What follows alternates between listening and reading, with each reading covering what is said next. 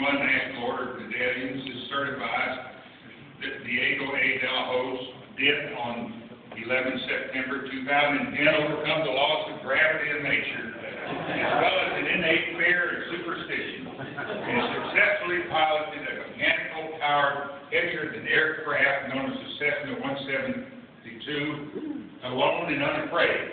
Without using radio waves. He completed all the requirements of the Medallion Flight Indoctrination Program and began his career as an intrepid aviator.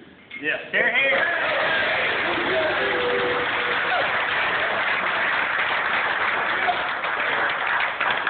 I'm not going to read it again because it says the same thing except for 25 October.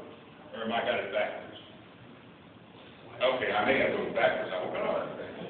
Okay, now, in addition to that, we normally hand out a little something, and we have their name on it. Life jacket.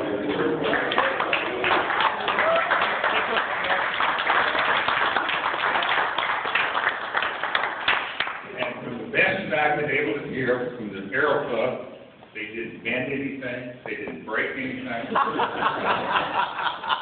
What do you have to say for yourself? Anyway, landing, you walk away from it with a good landing.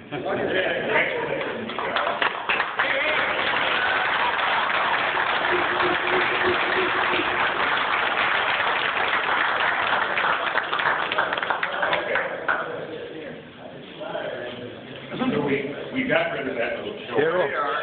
All right. And guys, Here we go. congratulations. Your families, I know, are proud of you, and so are we. All right, let's talk a little bit about the program tonight. We have a doctor, not medical, so all you guys with your aches and pains,